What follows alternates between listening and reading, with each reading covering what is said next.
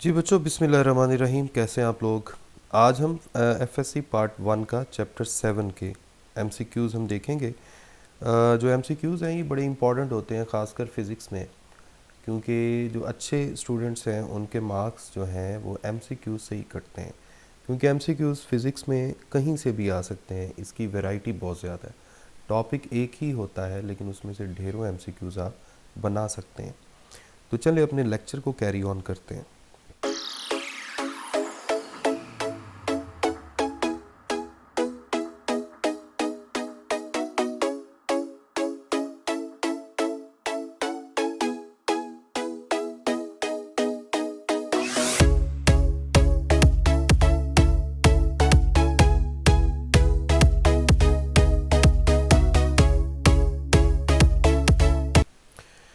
जी, सामने स्क्रीन पर आपको नज़र आ रहा है जो हमने आज करना है।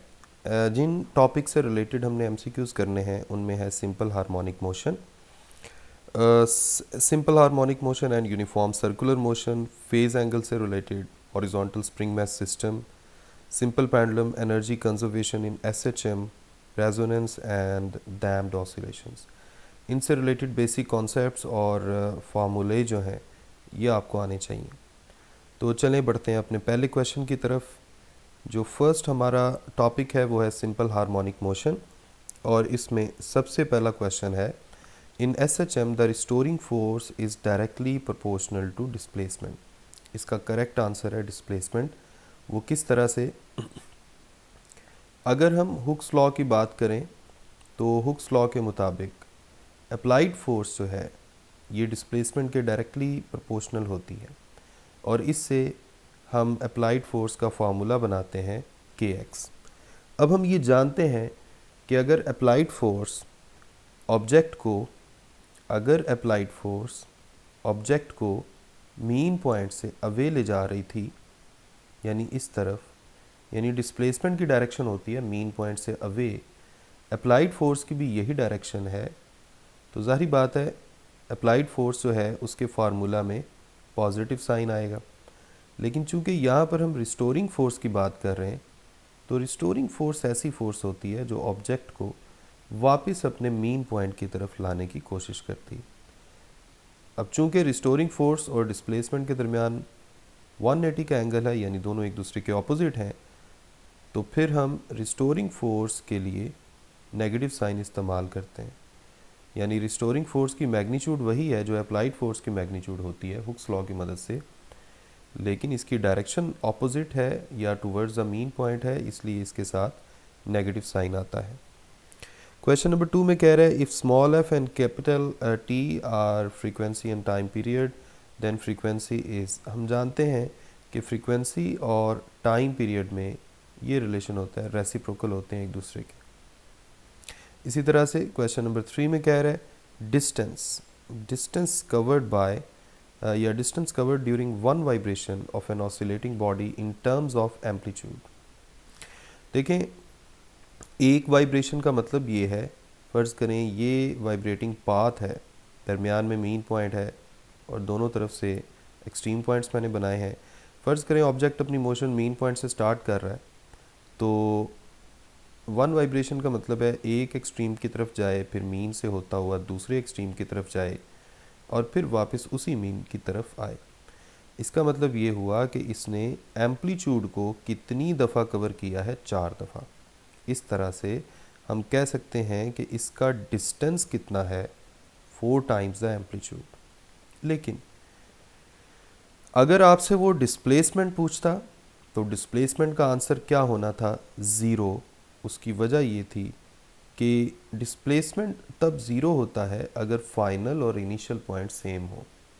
यानी ऑब्जेक्ट घूमता फिरता जहाँ से मर्ज़ी फिरता फिराता अगर अपने इनिशियल पॉइंट पर वापस आ जाता है तो टोटल डिस्प्लेसमेंट ज़ीरो होता है। यहाँ चूँकि उसने डिस्टेंस पूछा था तो इसलिए हमने डिस्टेंस का आंसर कर दिया। लेकिन अगर इसी क्वेश्चन में एक वाइब्रेशन के दौरान जो उसने डिस्प्लेसमेंट कवर किया है एक वाइब्रेशन के बाद अगर वो पूछता तो उसका आंसर होना था 0। क्वेश्चन नंबर 4 भी वही है, 4A। क्वेश्चन नंबर 5 में कह रहा है, the spring of spring constant K is cut into 2 equal parts. एक स्प्रिंग है जिसको 2 इक्वल पार्ट्स में कट कर दिया गया है।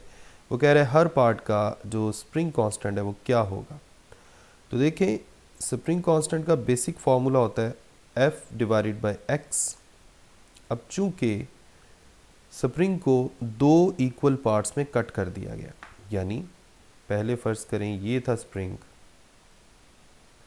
जिसका स्प्रिंग कांस्टेंट था k।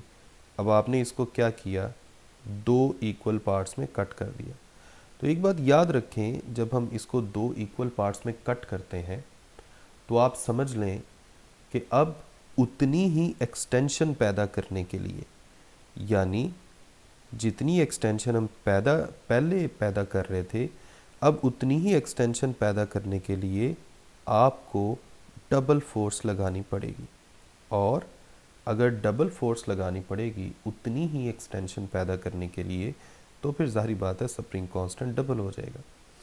आप इसको दूसरी तरह भी देख सकते हैं, चूँकि लेंथ जो है उसको हाफ कर दिया गया है, यानी अब हर हिस्से की जो लेंथ है वो हाफ है। तो जब लेंथ हाफ है तो आप कह सकते हैं उतनी ही लेंथ में जो एक्सटेंशन है, एक्सटेंशन का जो हिस्सा है उस लेंथ में वो भी हाफ हो गया। और एक्सटेंशन हाफ होने का मतलब है स्प्रिंग कांस्टेंट डबल हो गया। लेकिन इसकी ज़्यादा अच्छी जो एक्सप्लेनेशन है वो ये है जो मैंने पहले बताई है, ये वाली। बहरहाल आंसर दोनों सूरतों में डबल ही आता है। एनीवेज इसका आंसर है beta. SI unit for spring constant Newton पर कूलम। वो कैसे, स्प्रिंग कांस्टेंट का जो बेसिक फार्मूला हम जानते हैं ये वाला, इसकी मदद से आप इसके यूनिट्स बड़ी आसानी से बना सकते हैं। फोर्स का यूनिट न्यूटन और डिस्टेंस का मीटर।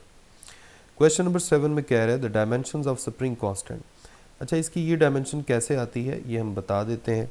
अब चूंकि आपके सामने है इसके यूनिट्स, तो डायमेंशन निकालने के लिए मैंने चैप्टर 1 में भी आपको बताया था कि बड़ा ही आसान तरीका है, बड़ा इजी मेथड है कि आप पहले किसी भी फिज़िकल क्वांटिटी के बेस यूनिट्स बनाएं और बाद में उनको डायमेंशंस में कन्वर्ट करें। न्यूटन किसके इक्वल होता है, kilogram metre per second square divided by metre. Metre metre से कैंसिल हो गया और आपके पास बच गया किलोग्राम पर सेकंड स्क्वायर। अब किलोग्राम पर सेकंड स्क्वायर जो है ये बेस यूनिट्स हैं। अब आप बड़ी आसानी से इनको डायमेंशंस में कन्वर्ट कर सकते हैं। m t की पावर -2 किलोग्राम मास का यूनिट है, उसकी जगह कैपिटल M आ गया। सेकंड टाइम का यूनिट है, उसकी जगह कैपिटल T आ गया। और इस तरह से आपका ये फार्मूला बन गया। क्वेश्चन नंबर 8 वही क्वेश्चन है जो पहले हम 2 दफ़ा कर चुके हैं। क्वेश्चन नंबर 9 में कह रहे हैं 10 centimetre extension is produced in a spring due to a force constant 20 newton, the spring constant is. तो स्प्रिंग कांस्टेंट का बेसिक फार्मूला वही जो हम ऊपर करके आए हैं। फोर्स की वैल्यू गिवन है 20, एक्सटेंशन के बारे में उसने बताया है 10 सेंटीमीटर। अब 10 सेंटीमीटर का मतलब क्या है कि 10 को आपने 100 से डिवाइड करना है, यानी 1/10 मीटर। जब आप इस तरह करेंगे ये ऊपर जाएगा तो 10 से मल्टीप्लाई 20 से मल्टीप्लाई होके इसका आंसर बन जाएगा 200 न्यूटन पर मीटर, यानी चार्ली। मैं एक दफ़ा आपको ओवरव्यू दे देता हूँ अभी तक हमने जो किया है, ताकि आपको थोड़ा इजी लगे, आपको ऐसा ना लगे कि चीज़ें मिक्स हो रही हैं। ठीक हो गया। अब हम चलते हैं अगले टॉपिक की तरफ। इसमें एक दो क्वेश्चंस रह गए हैं, उनको हम पहले देख लें और फिर अगले टॉपिक की तरफ। क्वेश्चन नंबर 10 में कह रहे हैं the acceleration of body having simple harmonic motion depends upon displacement. हम जानते हैं सिंपल हार्मोनिक मोशन में एक्सेलरेशन का जनरल फार्मूला आता है -ω²x, जो आपको याद होगा आपने simple harmonic motion and uniform circular motion में भी किया था। इसके अलावा स्प्रिंग मैस सिस्टम में हम एक्सेलरेशन का फार्मूला बनाते हैं -k/m × x। तो हर फार्मूला में आप किसी भी तरह का फार्मूला देख लें, एक्सेलरेशन किस पे डिपेंड करता है, डिस्प्लेसमेंट पे। जितना कम डिस्प्लेसमेंट उतना कम एक्सेलरेशन, यानी ऑब्जेक्ट मीन पॉइंट के जितना करीब होगा उसका एक्सेलरेशन उतना ही कम होगा, और एक्सट्रीम पॉइंट के जितना करीब होगा उसका एक्सेलरेशन उतना ही ज़्यादा होगा। यानी अगर आप एक्सट्रीम पॉइंट की बात करें हम जानते हैं एक्सट्रीम पॉइंट पे जो डिस्प्लेसमेंट है वो मैक्सिमम यानी एम्पलीट्यूड के इक्वल होता है, तो यहाँ पर एक्सेलरेशन भी मैक्सिमम ही होगा। क्वेश्चन नंबर 11 में कह रहा है वन कंप्लीट राउंड ट्रिप। अभी हमने बात की कि वन वाइब्रेशन का मतलब क्या होता है कि अगर बॉडी अपनी मीन पॉइंट से शुरू करे तो पहले एक एक्सट्रीम की तरफ जाए, उसके बाद वापस उसी मीन की तरफ आए, उसके बाद दूसरे एक्सट्रीम की तरफ जाए और फिर वापस उसी मीन की तरफ आए। ये है एक वाइब्रेशन का मतलब। नेक्स्ट आपका टॉपिक है simple harmonic motion and uniform circular motion. इसमें वो कह रहे हैं जी a body is moving in a circle, the displacement of its projection along the diameter is given by which of these quantities is described as phase. तो ये बात याद रखें, साइन के आगे जो कुछ भी लिखा हुआ है ओमेगा टी पूरा का पूरा ये फेज है, ठीक है। इसमें ओमेगा एंगुलर फ्रीक्वेंसी है और टी है time. The relation between frequency and angular frequency is alpha. हम जानते हैं omega is equal to 2 pi divided by time period, ये हम चैप्टर 5 में भी पढ़ चुके हैं। रेसिप्रोकल ऑफ टाइम पीरियड क्या होता है? फ्रीक्वेंसी। तो इस तरह से आपके पास ओमेगा और 2 पाई एफ के दरमियान ये रिलेशन बन गया। क्वेश्चन नंबर 3 में कह रहा है when a particle is moving in a circular path it's projection on any diameter performs simple harmonic motion. आपको याद होगा कि हमने simple harmonic motion and uniform circular motion में क्या किया था, इस तरह से एक सर्कल कंसिडर किया था और एक पार्टिकल था, पार्टिकल P, जिसको हमने एंटी क्लॉकवाइज रोटेट करवा के कंसिडर किया और इस पार्टिकल का प्रोजेक्शन ले रहे थे वर्टिकल डायामीटर के ऊपर और इस प्रोजेक्शन को हमने n का नाम दिया था। अब मैं जैसे जैसे पॉइंटर की मदद से बनाता जाऊंगा, आप साथ साथ देखते जाएं और आपको पता चल जाएगा कि पार्टिकल कहाँ जा रहा है और प्रोजेक्शन कहाँ जा रहा है। इसको मैं डार्क ग्रीन कलर से करता हूँ। देखें, पार्टिकल P जब अपनी मोशन यहाँ से पॉजिटिव एक्स एक्सिस से शुरू करके यहाँ तक आ रहा होगा तो प्रोजेक्शन एन मीन से यानी यहाँ से यहाँ तक आ रहा होगा। पार्टिकल P जब यहाँ आ रहा होगा प्रोजेक्शन वापस जा रहा होगा। पार्टिकल P जब ये वाला हिस्सा कंप्लीट करेगा प्रोजेक्शन दूसरे एक्सट्रीम पॉइंट की तरफ आएगा। इसी तरह पार्टिकल P जब अपना सर्कल कंप्लीट करेगा प्रोजेक्शन एन अपना वाइब्रेशन कंप्लीट करेगा। यानी हम कह सकते हैं कि प्रोजेक्शन एन ने अप डाउन वाइब्रेटरी मोशन की है और पार्टिकल P ने कौन सी मोशन की है? Circular motion. यानी जब हम किसी भी सर्कुलर मोशन का डायामीटर के ऊपर प्रोजेक्शन लेते हैं तो वो सिंपल हार्मोनिक मोशन बनाता है। क्वेश्चन नंबर 4 में कह रहा है acceleration of projection of particle. देखें, यही टॉपिक था, इसमें हमने इस प्रोजेक्शन n के लिए एक्सेलरेशन कैलकुलेट किया था और वो बिल्कुल यही आया था -ओमेगा²x।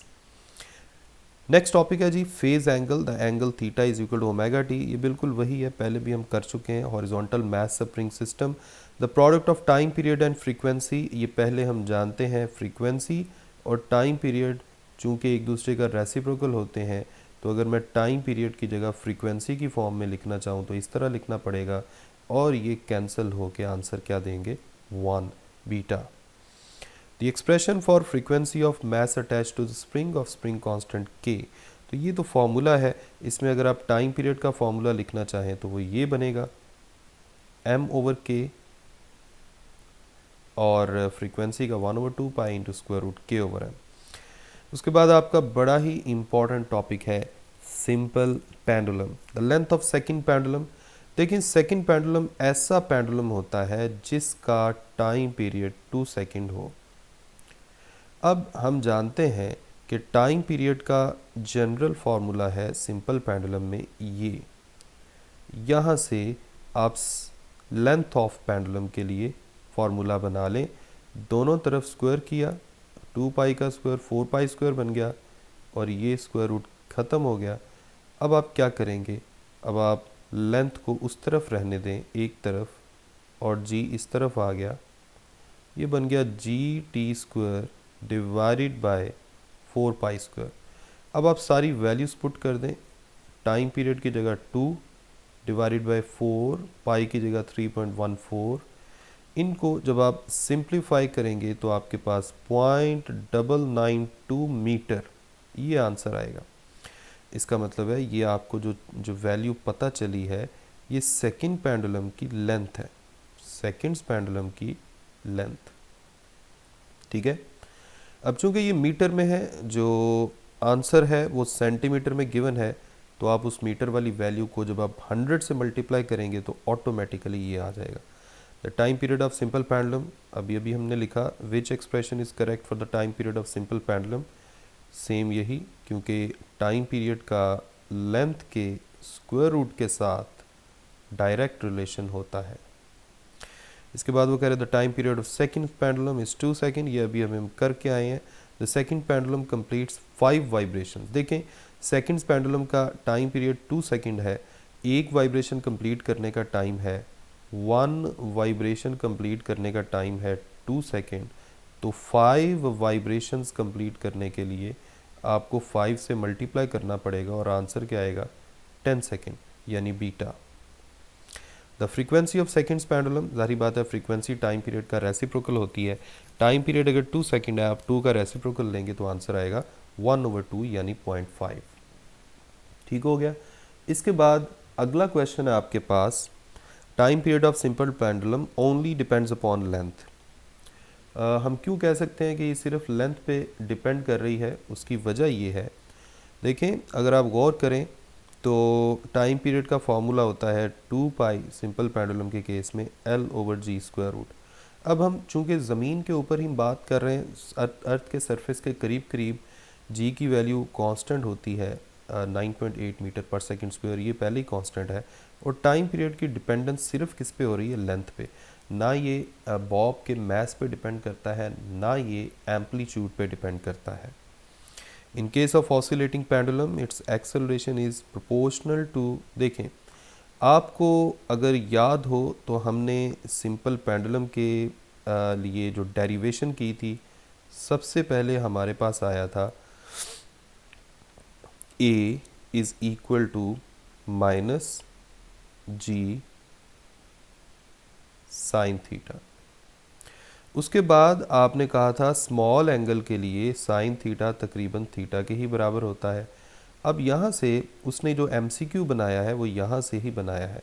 हम कह सकते हैं acceleration is proportional to theta, जितना ज़्यादा एंगल होगा उतना ही ज़्यादा एक्सेलरेशन पैदा होगा।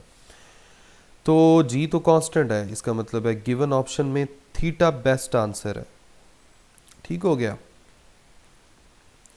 नेक्स्ट है जी, frequency of seconds pendulum is 0.5 hertz. ये पहले से क्वेश्चन आ चुका है। ओके, ठीक हो गया। अच्छा, अगर आप ये वाला देखें, अगर आप कंफ्यूज हो रहे हैं तो हम इसको इस तरह भी देख सकते हैं। देखें इससे अगला रिलेशन क्या था, A is equal to minus g x over l. तो अगर लेंथ के साथ देखना पड़े तो लेंथ के साथ तो इसका उल्टा रिलेशन है, इसलिए यहाँ पर जो लेंथ का लिखा हुआ है ये गलत है, क्योंकि लेंथ के साथ एक्सेलरेशन का सिंपल पेंडुलम में इन्वर्स रिलेशन होता है। Energy conservation in SHM, in SHM which law holds good, ये सिंपल है, कंजर्वेशन ऑफ एनर्जी, ना तो कंजर्वेशन ऑफ कैनेटिक ना पोटेंशियल, क्योंकि कैनेटिक और पोटेंशियल एक दूसरे में कन्वर्ट होते रहते हैं, लेकिन टोटल एनर्जी जो है उसमें तब्दीली नहीं आती, वो हर पॉइंट पे सेम रहती है। Body is executing SHM, what fraction of its total energy is kinetic when it's displacement from mean position is half of its amplitude. ये बोर्ड में ऐसा क्वेश्चन आया था 2011 में, जिसने लाइक से लाइक बच्चों को भी गलत कर दिया था, क्योंकि ये क्वेश्चन बच्चों को बोर्ड लेवल में काफ़ी मुश्किल लगता है, लेकिन एंटी टेस्ट में MDCAT वगैरह में ये बड़ा ही इजी क्वेश्चन समझा जाता है। देखिए उसने पूछा क्या है, what fraction of its total energy is kinetic, यानी टोटल एनर्जी का कितना हिस्सा कैनेटिक है, यानी आसान अल्फाज में वो आपसे कैनेटिक एनर्जी और टोटल एनर्जी इनकी रेशो पूछ रहा है। इंस्टेंटेनियस कैनेटिक एनर्जी का फॉर्मूला होता है 12 के x² 1 minus x not square divided bye x square divided bye, और टोटल एनर्जी का फॉर्मूला होता है हाफ के एक्स नॉट स्क्वायर, सॉरी इधर भी एक्स नॉट स्क्वायर आता है। ठीक हो गया। अब सिंपली आप क्या करें, इनको तो कैंसिल कर देंगे, बाकी आपके पास क्या आ जाएगा, 1 minus x not square divided bye x square.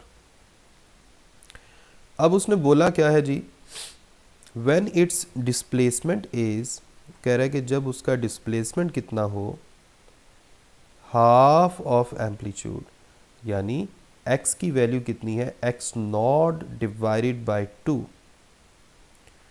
1 minus x not square divided by x की जगह क्या पुट करना है, एक्स नॉट डिवाइडेड बाई 2, इसका स्क्वायर कर लेंगे। इस तरह से ये बन जाएगा 1 minus x not square divided by, नीचे आ जाएगा x not square divided by 4। देखिए यहाँ थोड़ी सी मिस्टेक हो गई है, आप बिल्कुल भी परेशान ना होइएगा। हुआ असल में ये है कि इस फार्मूला में यहाँ ऊपर x आता है और नीचे x नॉट आता है, इसको ठीक कर लीजिए, ऊपर एक्स स्क्वायर और नीचे एक्स नॉट स्क्वायर। ठीक हो गया। बाकी भी सारा ठीक करना पड़ेगा, यहाँ भी ऊपर एक्स स्क्वायर और नीचे एक्स नॉट स्क्वायर, सारे को ही हम दोबारा कर लेते हैं, ऊपर एक्स स्क्वायर और नीचे एक्स नॉट स्क्वायर। एक्स की जगह आ जाएगा, अभी हमने पुट किया था एक्स नॉट डिवाइडेड बाई 2, सारे का स्क्वायर लेना पड़ेगा, divided by x not square, 1 minus x not square divided by 4, और नीचे एक्स नॉट स्क्वायर भी है, ये इससे कैंसिल हो जाएगा। इसके बाद आ जाएगा 1 माइनस 1/4, एलसीएम लेने पर आ जाएगा 3/4। इसका मतलब है टोटल एनर्जी का कितना हिस्सा कैनेटिक होती है मिडल ऑफ एम्पलीट्यूड पर, 3 divided by 4। Mass attached to the spring is pulled slowly from mean position to extreme x naught, then work done is half k x naught square। यही energy conservation वाले topic में आपने potential energy का formula derive किया था, क्योंकि work done on object attached to the spring stored in that object as potential energy, maximum kinetic energy of mass attached to the end of the string। देखें यही maximum kinetic energy का formula है, यही maximum potential energy का formula है, यही total energy है, क्योंकि मीन पॉइंट पर सारी की सारी एनर्जी कैनेटिक होती है, एक्सट्रीम पे सारी की सारी पोटेंशियल होती है, और दरमियान में किसी भी पॉइंट पे जब आप उनकी वैल्यूज़ को ऐड करें तो फिर भी यही आंसर आएगा। So this is actually total energy. Resonance क्या है, turning of radio, tuning of radio is the best example of electrical resonance. ये बुक में इंफॉर्मेशन है। इसी तरह क्वेश्चन नंबर 2 का बीटा है, क्वेश्चन नंबर 3 का अल्फ़ा है, ये भी इंफॉर्मेशन है, और क्वेश्चन नंबर 4 चार्ली है, ये भी इंफॉर्मेशन है। इसके बाद आखिरी टॉपिक है आपका damped oscillations. Damping is a process whereby energy is dissipated. ये डैम्पिंग की डेफिनेशन लिखी हुई है इसी टॉपिक में। The oscillations in which amplitude decreases steadily with time are called damped oscillations. तो ये था आपका छोटा सा ये चैप्टर। इसमें जहाँ जहाँ डेरिवेशंस हैं वो मैं आपको दिखाने की कोशिश कर रहा हूँ। इसी तरह ये वाला हिस्सा, इसको भी आप कर सकते हैं। इसमें थोड़ी डेरिवेशन यहाँ तक गई थी। इसके बाद ये शुरू में मैं आपको एक दफ़ा पहले भी दिखा चुका हूँ। ओके जी, ये था आपका जी। मैं उम्मीद करता हूँ कि आपको इसमें सारी बातों की क्लियरेंस हो चुकी है। अगली वीडियो तक अपना ख्याल रखें, मुझे अपनी दुआ में याद रखें। अल्लाह हाफ़िज़।